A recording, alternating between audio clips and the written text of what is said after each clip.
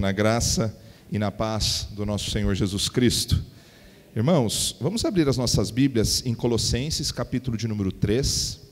Colossenses, capítulo 3.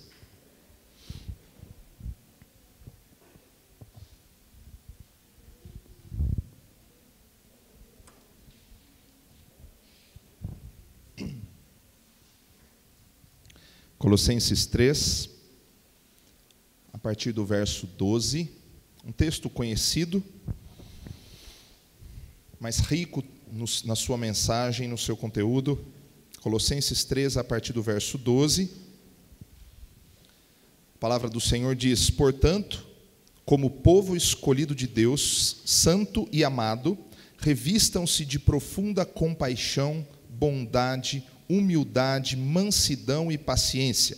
Suportem-se uns aos outros e perdoem as queixas que tiverem uns contra os outros. Perdoem como o Senhor lhes perdoou. Acima de tudo, porém, revistam-se do amor, que é o elo perfeito. Que a paz de Cristo seja o juiz em seu coração, visto que vocês foram chamados para viver em paz, como membros de um só corpo, e sejam agradecidos. Habite ricamente em vocês a palavra de Cristo. Ensinem e aconselhem-se uns aos outros com toda a sabedoria e cantem salmos, hinos e cânticos espirituais com gratidão a Deus em seu coração. Tudo o que fizerem, seja em palavra, seja em ação, façam-no em nome do Senhor Jesus, dando por meio dele graças a Deus Pai. Antes de continuarmos nosso culto, eu vou pedir que você, se não é geralmente costume, de vez em quando a gente faz isso, você pode fazer sozinho, ou você pode pegar a pessoa que está do teu lado. Vamos orar a Deus durante alguns instantes, e eu vou encerrar esse momento pedindo que o Senhor fale aos nossos corações. 2 minutinhos, 3 minutinhos, fala com a pessoa do seu lado, pega seu filho, fala com o Senhor, e nós vamos ter esse momento de oração. Eu já encerro ele. Ó Pai, por cada vida aqui presente, por cada pessoa que adentrou este lugar, que está em comunhão conosco hoje, que o Senhor esteja ouvindo cada um desses pedidos, cada uma das necessidades, tocando, Senhor, nos nossos corações, nas áreas que mais necessitamos, usando, Senhor, a Tua palavra como a fonte de todo o poder, sabedoria, amor e compaixão. Pai, esteja conosco nesses instantes, com os professores das crianças e todos aqueles que vão cooperar, Senhor, com o desenrolar deste culto. Que o Senhor esteja usando a vida de cada um, falando aos nossos corações e, neste instante, ó Pai, focando a nossa atenção naquilo que é fundamental. Por isso, nós te agradecemos e oramos confiantes na Tua direção soberana nesse instante em que a Tua palavra será ministrada. É a nossa oração, em nome de Jesus. Amém. Queria agradecer a visita de todas as pessoas que estão hoje aqui pela primeira, segunda, terceira vez, e uma família em especial. Antes de descer, vou chamar aqui o pastor Rafael, Thaís, Léo e Dudu. Por favor, venham aqui à frente. Vou apresentá-los e depois as crianças descem lá para suas classes.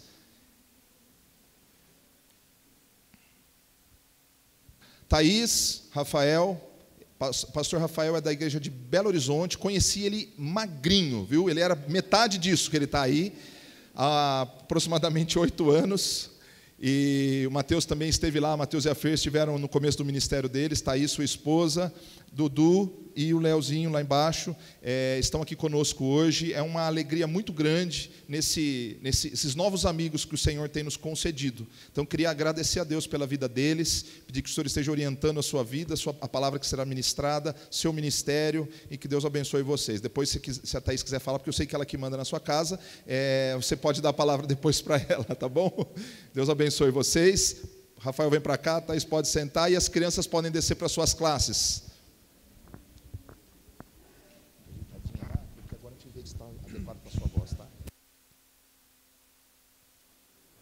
Tá ligado? Tá joia. Boa noite, pessoal. Muito feliz de estar aqui. Como o pastor Lucas falou, para precisar exatamente, né, a percepção dele, ele me conheceu 30 quilos mais magro, tá? Basicamente, foi isso. 30 quilos, só 30 quilos. Tá joia. Mas eu agradeço muito o convite, né, do pastor Lucas para estar aqui. É uma grata oportunidade rever alguns amigos e fazer novos amigos também. Eu fico muito feliz, muito obrigado, viu, Lucas, por essa oportunidade aqui. Mas eu não quero falar para vocês sobre a minha vida fitness, ou a inexistência da minha vida fitness, né? Eu quero falar com vocês sobre a palavra de Deus.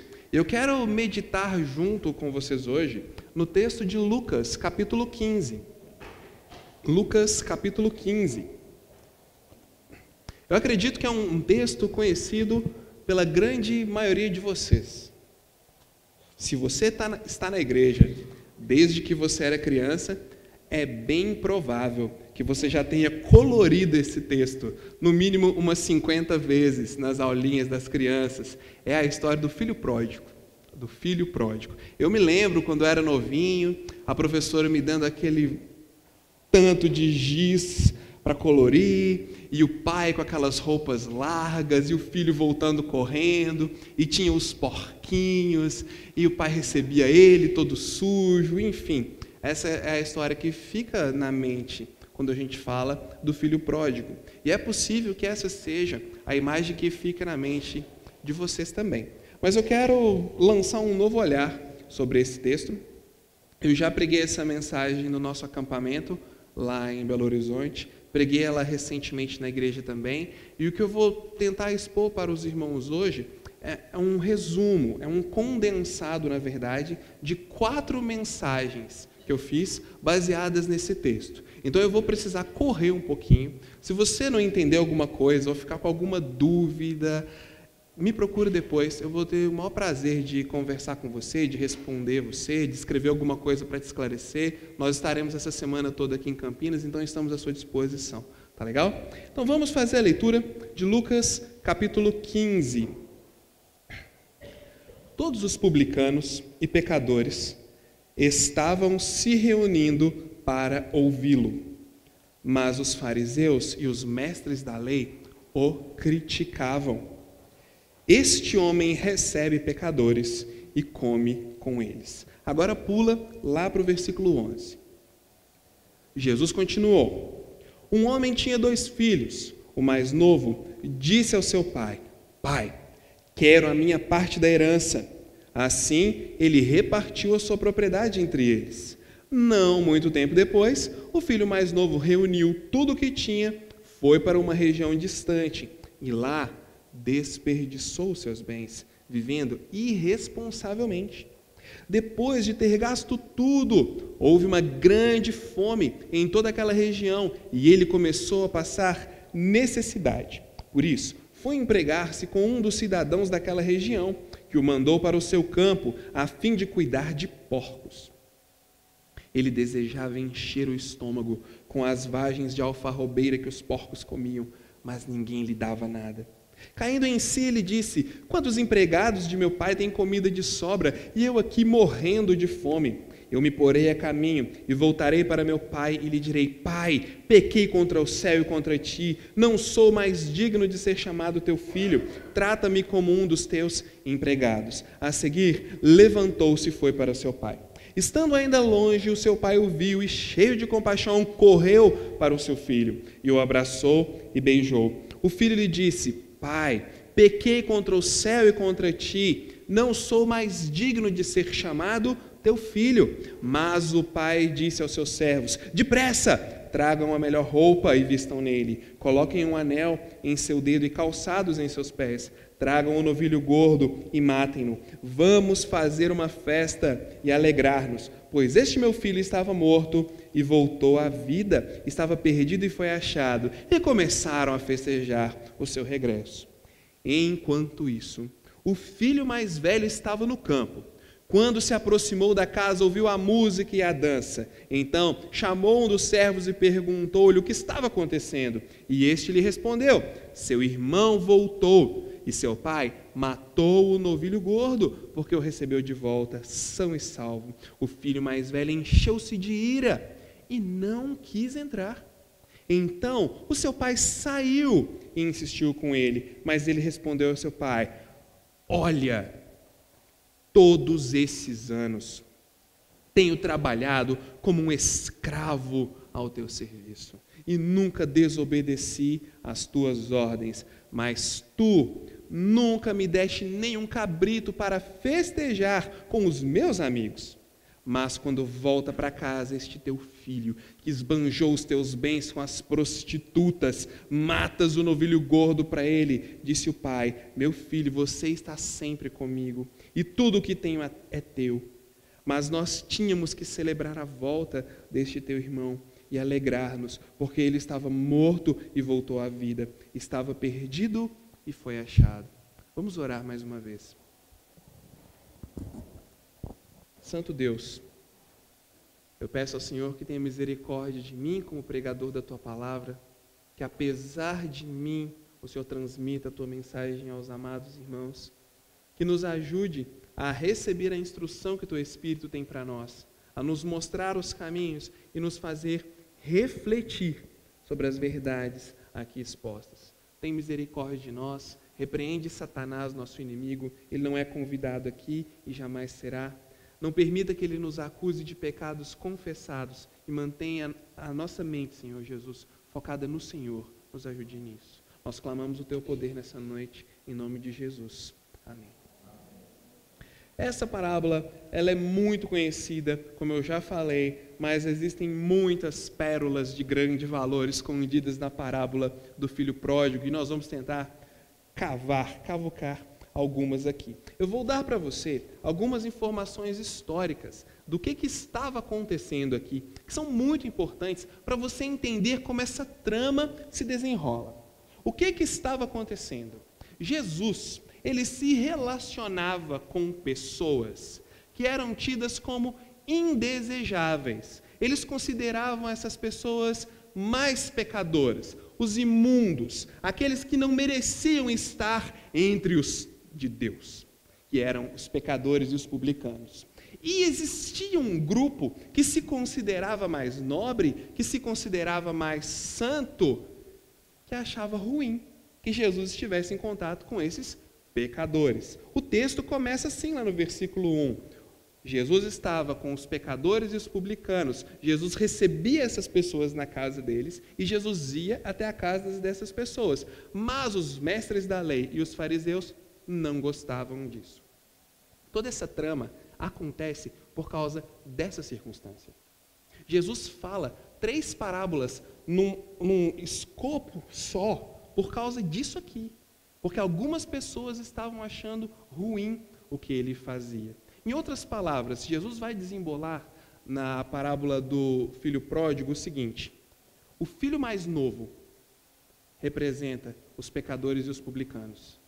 O filho mais velho representa os fariseus e os mestres da lei. E o pai é Deus mesmo.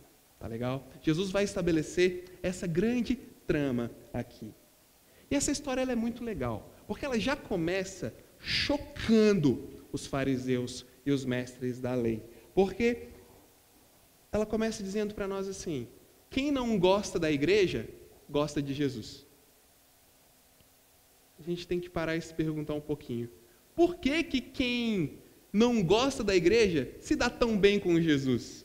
Mas quem gosta tanto da religiosidade, daquelas coisas igrejeiras que a gente sabe muito bem, por que esses não têm tanta facilidade assim com Jesus Cristo? Basicamente, quando Jesus começa essa história, é esse o problema que ele quer tratar. É isso que ele quer trazer na cabeça das pessoas. Ele quer dizer: olha, tem um grupo aqui que são os pecadores, eles estão se relacionando bem comigo, mas tem um grupo aqui que são os santos, os da lei, e esses não estão se relacionando bem comigo. E Jesus choca eles. Jesus diz assim: o filho mais novo de um homem chega para o seu pai e diz: quero minha parte. Quando eles ouvem isso, todo mundo para, chocado. Porque o que o filho mais novo fez, nos nossos dias, poderia ser comparado ao seguinte: um filho chega para o pai e diz assim: papai, eu tenho um desejo no meu coração, um desejo muito grande. O pai diz: qual, meu filho? Qual é o seu desejo? E ele diz para o pai: que você morra para eu pegar logo a minha grana. Foi isso que o filho mais novo fez. Ele chegou para o pai e disse: pai, eu quero que você morra. Não era comum um filho receber a sua herança antes da morte do pai. Não era comum o filho mais novo receber a sua herança dessa forma. Inclusive, o filho mais novo ele era bem preterido, porque nessa história aqui nós vamos ver que o filho mais velho recebe 2/3 de tudo que o pai tem e o filho mais novo recebe 1/3 só. Vamos colocar as pessoas no seu tempo, né? Era assim a cultura deles. Então, o filho mais novo chega para o seu pai e diz: pai, eu quero que você morra. Eu quero a minha grana. Eu quero a minha parte. Isso choca eles. Mas o choque continua, porque o pai dá. O pai deu. O pai não fez o que as pessoas do Oriente Médio normalmente fariam. Sabe o que um pai do Oriente Médio normalmente faria com o filho? Ele daria a lição da chinela. Ele jogaria o que tivesse na mão.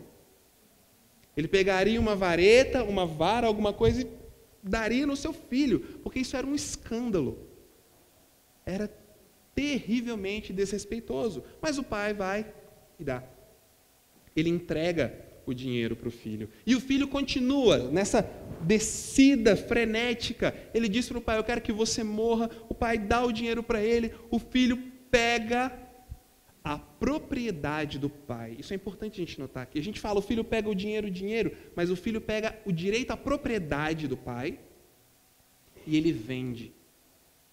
Rapidinho, ele vende a propriedade, a terra do pai. Por que isso é tão chocante? Porque a identidade desse povo judeu dessa época, ela está muito ligada à sua terra, ao seu local, onde ele foi criado, onde ele plantou as sementes, enfim, aquele local faz parte da vida dele. Então, se livrar daquilo é se livrar de uma parte da vida. Quando ele vende, ele traz uma vergonha para a família, para si. Ele começa a se tornar um indesejável. Ele é tido como um filho totalmente fora dos padrões, totalmente mal. E o pai, nessa história toda até agora, simplesmente dando tudo que o filho pede. Esse filho se tornou alguém, é importante que você grave isso, ele se tornou alguém indesejado na comunidade onde ele vivia. Essa pessoa não seria vista com bons olhos. Eu fui criado em uma cidade pequena. E em cidades pequenas, você solta um pum na cozinha, o pessoal na praça fica sabendo. Ah, me desculpa a expressão, mas é assim, é desse jeito. Ele também morava numa vila. Se formos contextualizá-lo aqui, uma vila, num local pequeno. Ele era o filho que queria a morte do pai. Ele era o filho que pegou a identidade da família e vendeu. Ele era o filho que fez tudo isso e foi embora para uma terra distante. Esse filho, se fôssemos pensar o que ele representa hoje em dia, ele é um pouco do que a nossa sociedade representa, na busca por encontrar caminhos por viver a vida. Ele busca o autoconhecimento. Ele escolhe se entregar ao autoconhecimento, à descoberta de si mesmo, à experimentação de tudo aquilo que a vida tem para oferecer. Esse é o caminho que esse filho escolhe. Mas eu não vou mostrar para você só um filho, eu vou te mostrar 2 filhos. Existe outro filho nessa história. No final do texto, o pai está fazendo uma festa, o pai está ali celebrando a volta do filho, quando de repente chega alguém, o filho mais velho. E quando ele escuta aquele festão e tudo mais, ele fica curioso e ele pergunta: o que está acontecendo? Seu irmão voltou. O semblante deve ter descaído na hora. Seu irmão voltou, está tendo uma festa, eu não vou entrar, eu não vou lá. O pai, que é surpreendente nessa história, já deu a herança do filho, o pai faz outra coisa inimaginável agora. Ele vai lá fora. Ele sai da festa, sai da celebração e vai lá fora insistir com o filho dele. Meu filho, seu irmão estava morto, voltou, vamos celebrar com a gente. E o filho, se fôssemos falar nos dias de hoje, eu vou te mostrar o que ele disse também. O filho simplesmente vira para o seu pai, e aqui na NVI está escrito assim, ele vira para o pai e fala: olha, Num diálogo entre nós, você está contando uma história e tudo mais, a pessoa fala, olha, tem alguma coisa de deselegante nisso? Não, a gente fica vendido aqui por causa da tradução, porque na realidade seria assim, cala a boca, seu velho. Mudou um pouco, né? Cala a boca, seu velho. Escuta aqui, seu gagá. Você já fez tudo errado quando ele pediu a grana. Agora você vem falar comigo? Escuta aqui, deixa eu te falar um negócio. Olha, cala a boca. Eu te servi todos esses anos. Eu fiz tudo o que você mandou. E esse teu filho, que desperdiça tudo, ganha uma festa com o boi mais gordo que a gente tem? Esse festão para a comunidade toda, eu vou explicar para vocês depois isso. Como assim? Isso é um absurdo. Eu nunca ganhei nenhum cabrito para celebrar, grava essa frase, celebrar com os meus amigos. O filho mais velho volta. E ele só tem uma coisa em mente. Ele só tem algo em mente. Grana. Grana. Olha o que ele fala. O que está acontecendo? Ah, é uma festa. Festa. Meu novilho gordo desperdiçou o dinheiro, gastou com prostitutas. Percebe? Ele só argumenta com o seu pai no nível financeiro. Festa, novilho, gastou, prostitutas. Provavelmente ele estaria aqui revoltado, porque a volta do irmão estava gerando gasto para a família. Os 2/3 que já pertenciam a ele estariam agora sendo usados para restaurar a família, esse irmão. Ele escolheu o outro caminho. Temos o caminho do autoconhecimento, mas temos também o caminho da religiosidade. Ele escolheu o caminho da religiosidade. Ele escolheu obedecer para receber. Porque no final, o que ele queria era a grana do pai. Nós fomos, às vezes, acostumados ou orientados a pensar, de certa forma, sobre os textos da Escritura.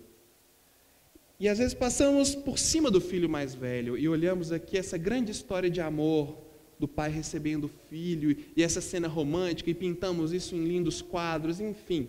Mas não podemos perder o que está acontecendo aqui, porque existem 2 filhos, ambos preocupados com a mesma coisa: grana. Nenhum dos 2 queria o relacionamento com o pai. Nenhum dos 2 queria estar na casa do pai. Nenhum dos 2 queria comunhão com o pai. Eles queriam o dinheiro do pai. E cada um viveu isso à sua maneira. Um tirou o dinheiro do pai pela rebeldia. Me dá o que é meu, que eu estou indo embora. Eu não aguento mais 1 minuto com esse meu irmão debaixo desse teto, eu vou embora. O outro queria o dinheiro do pai por merecimento. Eu fiquei aqui, eu obedeci, eu fiz por merecer. Agora eu quero o que é de direito meu, eu quero ter voz, eu quero comandar. Vocês conseguiram enxergar que a preocupação dos 2 é dinheiro e não relacionamento? Os 2 estão focados em receber do pai o que ele pode dar. E a maneira dele receber isso foi indo embora. O outro, a maneira dele receber foi ficar em casa. O caminho do autoconhecimento e o caminho da religiosidade são 2 caminhos latentes na igreja. Quem nunca viu um jovenzinho que cresceu na igreja e coloriu a história do filho pródigo 1 milhão de vezes na escola dominical, que sabe tudo da Bíblia? Ele sabe tudo da Bíblia, ele tem tudo gravado ali, mas quem disse que a gente é o que a gente sabe, né? Quem disse que a gente é o que a gente pensa?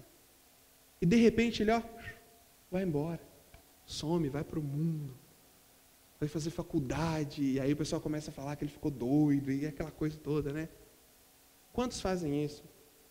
Mas quantos ficam também? Quantos ficam em casa?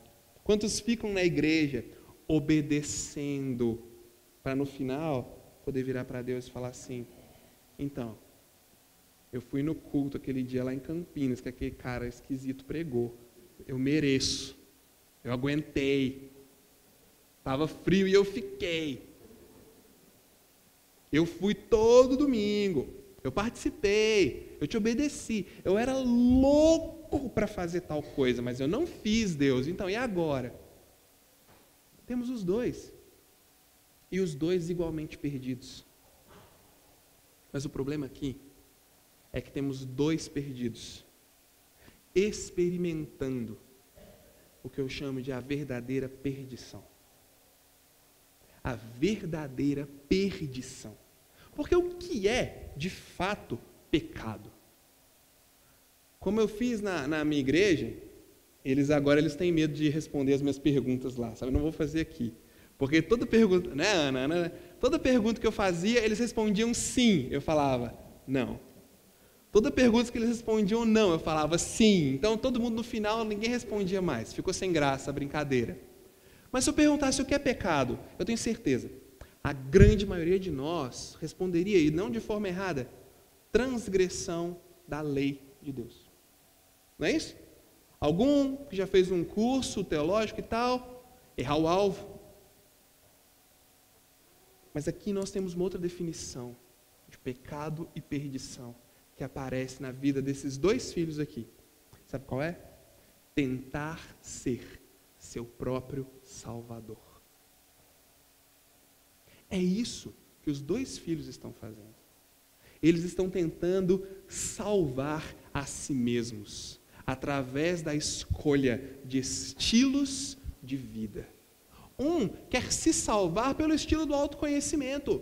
Eu vou sair, viver a vida do jeito que eu quero, experimentar tudo o que eu quero, fazer tudo do meu jeito. O outro não. Eu vou me salvar obedecendo. Você percebe que o foco aqui no início está exclusivamente no que os dois estão fazendo? Mas isso só faz sentido se a gente voltar para lembrar para quem Jesus está falando.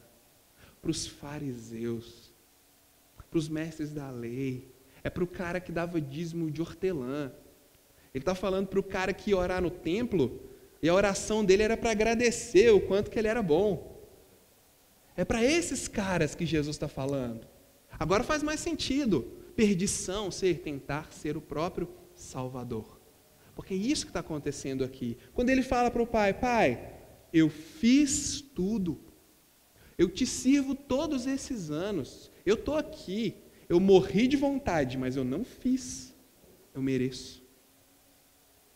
No nosso acampamento, eu perguntei uma coisa para o pessoal e eles me cercaram na porta depois da pregação. Uns com tochas, outros com perguntas. Mas eu perguntei para eles, o que manda uma pessoa para o inferno? Assassinato manda alguém para o inferno? Adultério manda alguém para o inferno? Homossexualidade manda alguém para o inferno? O que manda alguém para o inferno? O que manda alguém para o inferno é tentar ser seu próprio Salvador. Porque quando eles estão tentando se salvar, eles estão dizendo não para Jesus, eu consigo sozinho. E quando eu digo que consigo sozinho, o céu é o limite para o tanto de pecados que eu posso cometer. Desde assassinato, homossexualidade e por aí vai.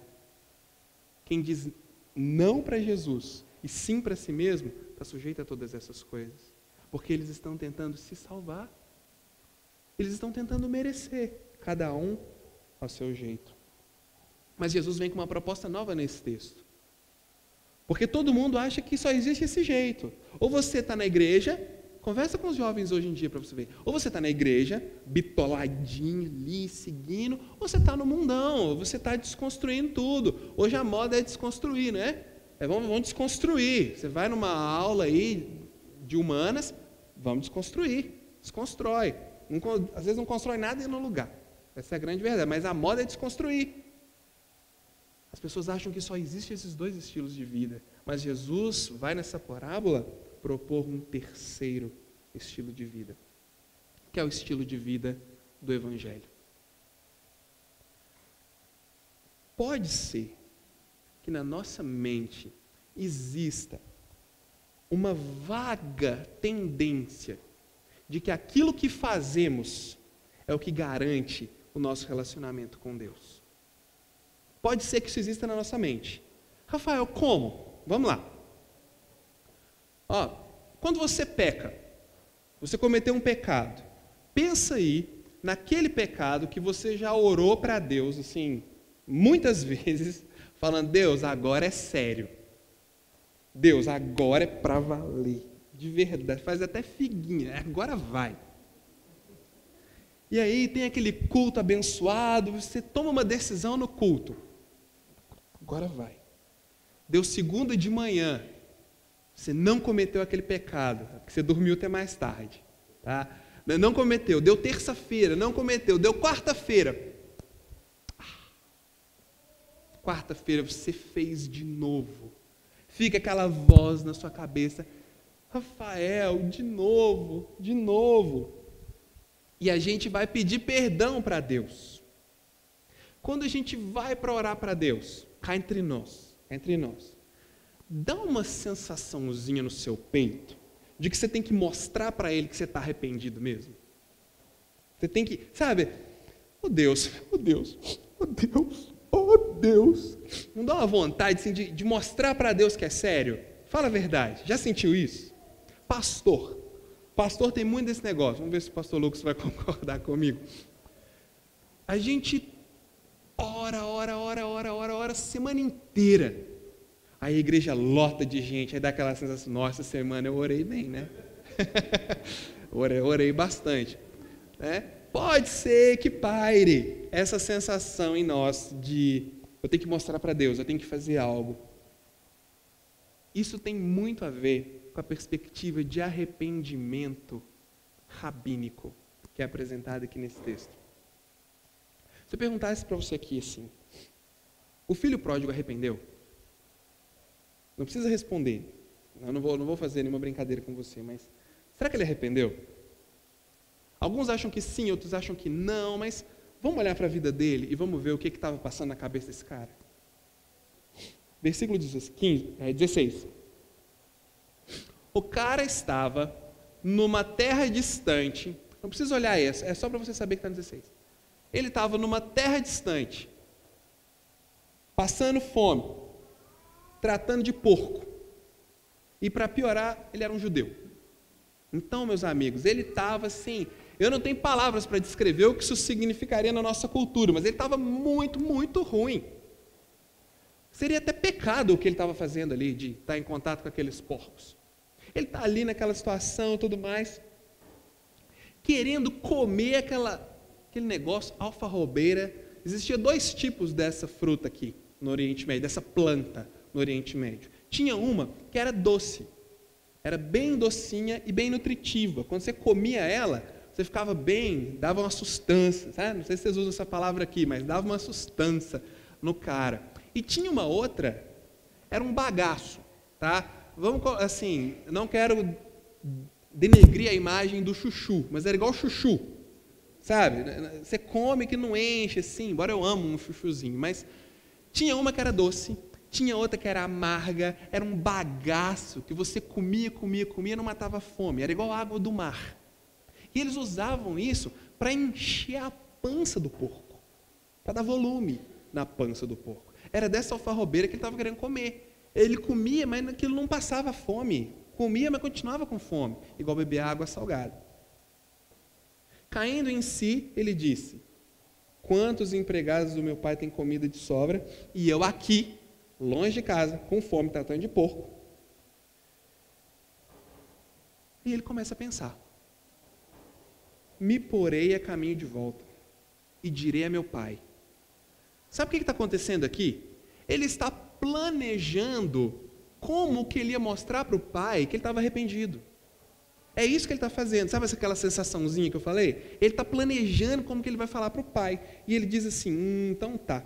Vou chegar para o meu pai e vou dizer assim, pai, pequei contra o céu e contra ti. Não sou mais digno de ser chamado teu filho. Trata-me como um dos teus empregados. A seguir, levantou-se e foi para o seu pai. Lembra? Arrependimento rabínico. Arrependimento rabínico precisa de um senso ou de algo para compensar. Tem que ter uma compensação. Então ele aqui, ele vai chegar para o pai e vai dizer: pai, pequei. Mas simplesmente dizer que pequei não é suficiente, ele tem que dar algo em troca. O que é o dar algo em troca? Ele diz aqui, ó: trata-me como um dos teus empregados. Quando a gente lê, parece que ele está sendo humilde, né? Não parece? O cara caiu em si: nossa, pai, eu não sou digno de ser chamado teu filho. Eu pequei contra o céu, assim, se tiver um canto para mim com um empregado, está muito bom, porque eu não passo de lixo. Não era isso que estava acontecendo aqui. Ele está bolando como ele ia mostrar para o pai que ele estava arrependido. E existem 3 palavrinhas no Novo Testamento que designam servo. Uma delas é para o servo íntimo. Aquele servo que morava na mesma casa que o seu senhor, aquele servo que interagia dentro da residência, que era considerado patrimônio do seu senhor. Ele usou essa? Não. Tem uma outra palavrinha que mostra um servo que ele é propriedade da casa, mas ele pode sair, ele pode ir e vir quando ele quiser. Ele usou essa palavrinha? Não. Ele usou uma terceira palavra para servo. E como era esse servo? Para você entender, era um terceirizado. Não tinha vínculo nenhum com a casa. Não teria vínculo nenhum com a propriedade. Não precisaria estar na casa do pai. E poderia morar na cidade. Pessoal, ele está dizendo aqui: me recebe de volta, porque o prejuízo que eu dei eu vou pagar. Me recebe de volta, porque o meu salário eu vou compensar o prejuízo que eu te dei. Essa é a compensação que ele está apresentando para o pai. Ele está tentando ser seu próprio salvador. E ele chega para o pai com um discurso ensaiado, e agora aqui é um clímax, tá? Levantou-se e foi para o seu pai. Estando ele ainda longe, seu pai o viu cheio de compaixão, correu para o seu filho, o abraçou e beijou. O filho disse: pai, pequei contra o céu e contra ti, já não sou mais digno de ser chamado teu filho. Faltou uma parte do discurso dele, não faltou? Ele parou na parte do filho. Cadê a parte do empregado? Por que ele não falou? Alguns vão dizer que ele não falou porque o pai interrompeu ele. O pai não deixou. Quando ele ia falar, o pai deu um abraço nele e falou: vamos celebrar. Não. Aconteceu algo antes aqui. Aconteceu algo incrível. Porque o pai está quebrando paradigma desde o início da parábola. Ele deu herança do filho, né? Ele sai lá fora para conversar com o filho mais velho depois. Enfim, esse pai ele é doido. E agora, ele constrange o seu filho com o amor dele. Que é quando ele vai apresentar o terceiro caminho, que é o caminho do Evangelho. Quando o pai viu o filho, o pai saiu correndo e foi ao encontro dele. Lembra que eu falei que o filho ele era um indesejável na cidade? Ele era alguém malquisto na vila onde ele viveria. Quando o pai sai correndo e vai ao encontro dele, o pai está evitando que acontecesse algo aqui. Quando ele voltasse, existia uma cerimônia preparada para ele na porta da cidade. E não era de festas, não. Era uma cerimônia de humilhação. Juntariam crianças, adultos, familiares de primeiro, segundo, terceiro grau, porque quando é desgraça, aparece parente que a gente nunca viu, né? Na verdade, então vinha todo mundo. Não tem lugar melhor para conhecer parente do que enterro e casamento, né? A gente conhece todo mundo. Então aqui, a parentada toda ia vir para humilhar esse cara publicamente. Eles tinham uma cerimônia própria de humilhação. Quando o pai vê o filho chegando ao longe, o pai sabe que o filho vai ser humilhado. O pai sai correndo. Só que quando ele sai correndo, ele chama a humilhação para ele. Porque tem uma máxima daquela época que dizia o seguinte: um homem digno e honrado jamais será visto correndo em público. Porque as canelas de um homem não devem ser vistas em público. Era a cultura deles. Para nós é ridículo, né? Eu poderia estar de bermuda hoje, se não fosse frio, não ia escandalizar vocês. Mas naquela época, isso era um absurdo. O pai vê o filho, ele sai correndo, levanta o saiotão, ele vai correndo, mostrando as canelas para todo mundo da cidade. A humilhação que o filho deveria sofrer, o pai foi lá e mostrou: não, meu filho está chegando, eu sofro essa humilhação antes. Quando ele abraça o filho, ele começa a dar sinais do amor dele. O filho fala: eu não sou digno de ser chamado teu filho. E ele já vira para os servos e fala assim: depressa, pega a melhor roupa e coloca nele. A melhor roupa em uma família era a roupa do pai. Pega a minha roupa e coloca sobre ele. Coloquem um anel no seu dedo. Ele está falando para os servos. Coloca um anel no dedo dele. Ele pertence a um clã, ele pertence a uma família. Eu estou recebendo ele de volta. Bota ali um anel no dedo dele e sandália nos seus pés. Vocês obedecem ele. Porque até os servos iam participar da cerimônia de humilhação. Não é assim, pessoal? Quando a gente está sendo humilhado, todo mundo quer tirar uma casquinha, né? Até os empregados. Ele diz: bota uma sandália no pé dele, porque vocês obedecem ele também, porque ele tem um anel no dedo, ele está coberto pela minha roupa, eu já paguei a humilhação que ele precisaria pagar, eu recebi ele de volta. O filho foi constrangido pelo amor do pai ao recebê-lo, que ele abriu mão da sua atitude egoísta e arrogante de tentar pagar pelo que ele tinha feito. E ele simplesmente aceita a oferta de amor do pai. Ele só desistiu de ser seu próprio salvador quando o amor do pai chegou nele. Isso quebra um paradigma na nossa mente, porque as pessoas acham que elas precisam mudar e mostrar mudança para o amor de Deus chegar até elas. Mas não é assim que funciona. Nós só mudamos, nós só experimentamos transformação porque o amor de Deus nos constrange primeiro. Nós só somos capazes de interagir com Deus porque o amor dele nos alcançou primeiro. Foi isso que quebrou a arrogância desse filho que queria ser seu próprio Salvador. Jesus está propondo o caminho do Evangelho. Mas como esse Evangelho acontece? Como que isso se dá? Eu já estou terminando. Você percebeu que esse texto aqui, ele faz uma brincadeira com a gente? Muito legal. No começo, alguma coisa se perdeu. Você conhece Lucas 15. O que perdeu aqui? Eram 100 ovelhas. Alguém lembra dessa música? Quando eu era mais novo, só um parênteses aqui de informação inútil para você, esquece depois. Quando eu era criança, eu frequentava uma igrejinha de 5 pessoas. O pastor estava lá pregando e tinha uma senhorinha já de muita idade, com muito boa vontade. Eu era uma criança de 6 anos de idade, então não me culpe pelo que eu fazia, tá? Todo culto, a senhorinha pediu o pastor para cantar uma música especial.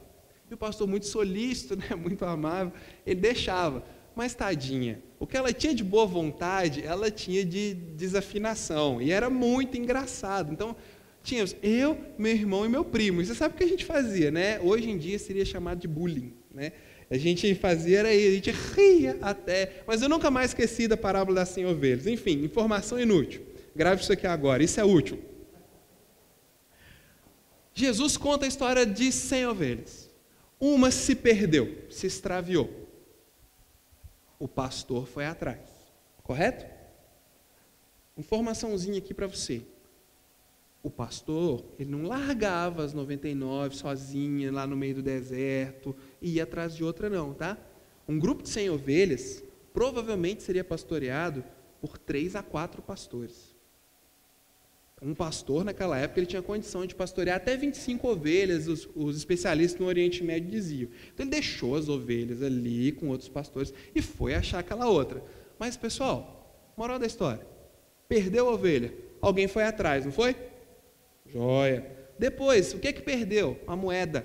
Uma mulher perdeu uma moeda, né? Lá na nossa casa, a gente tem um ritual sobre essas coisas de perder. Toda vez que a gente vai sair, a Thaís está aqui não.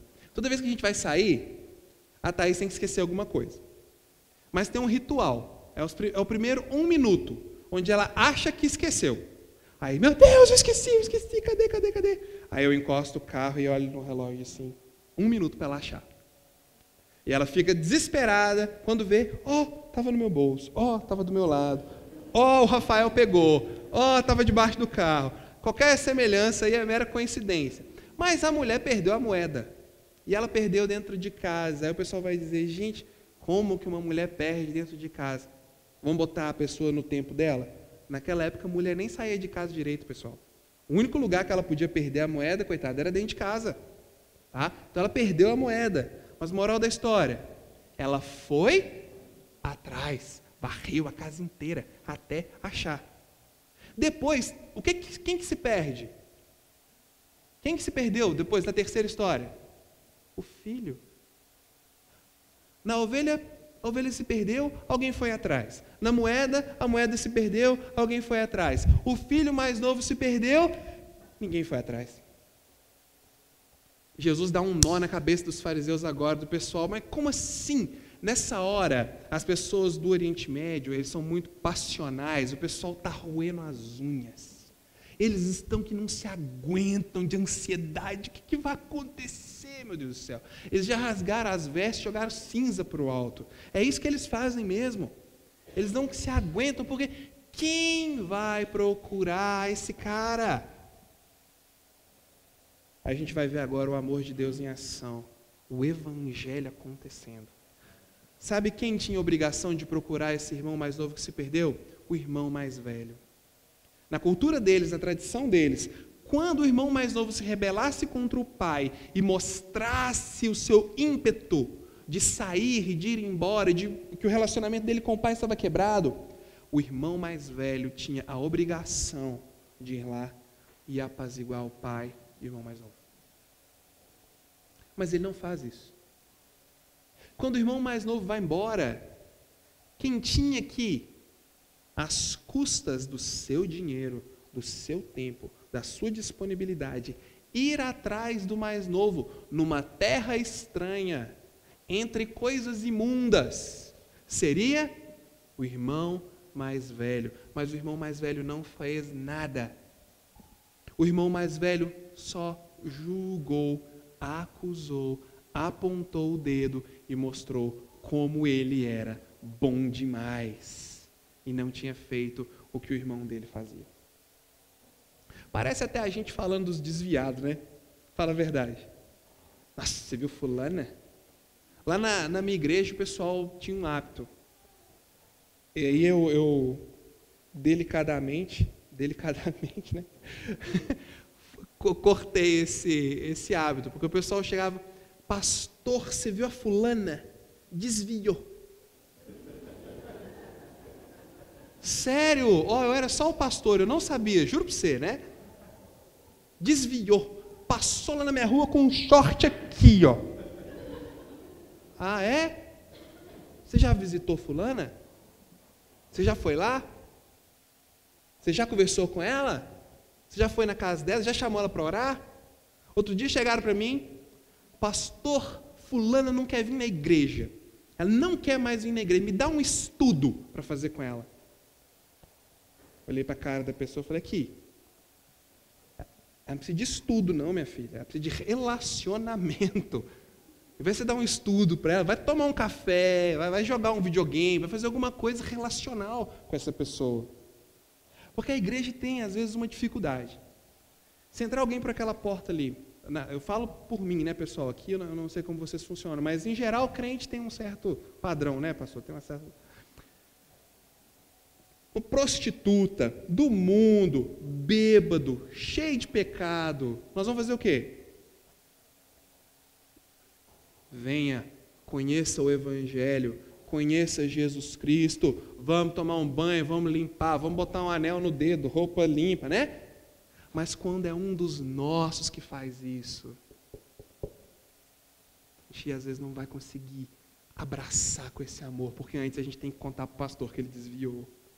A gente tem que fazer uma reunião em casa e falar assim aqui, vão orar pela fulana? Essa frase é perigosa, né? Você sabe da fulana, vão orar por ela. O que vem entre o final dessa frase e o começo da oração É inimaginável. Porque nós estamos encharcados com a perspectiva do irmão mais velho.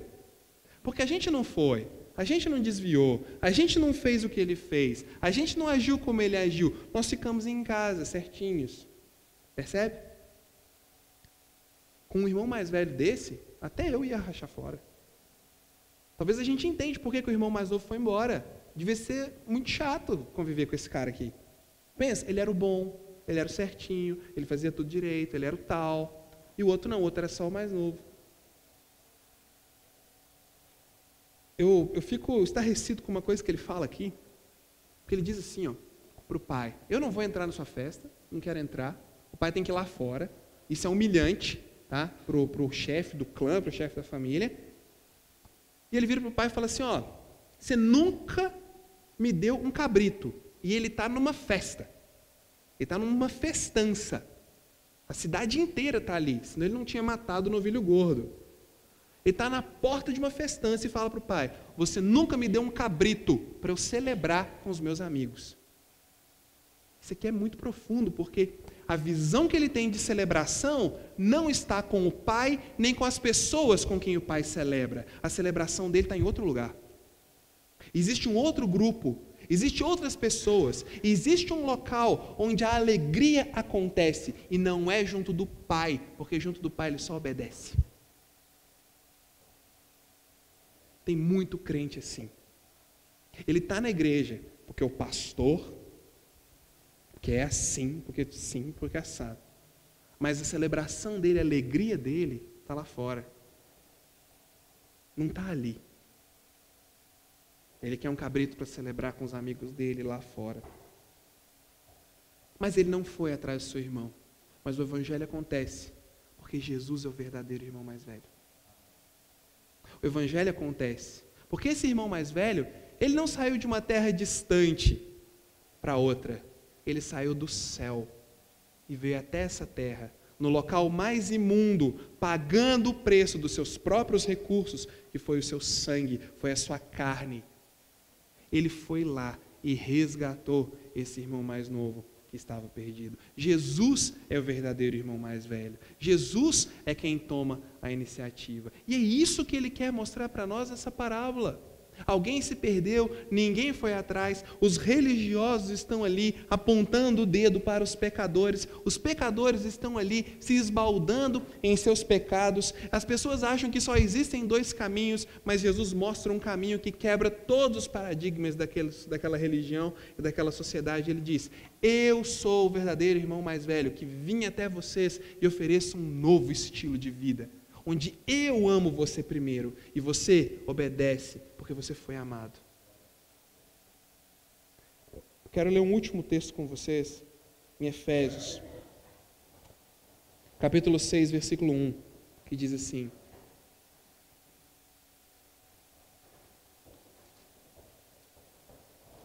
capítulo 5, versículo 1, perdão.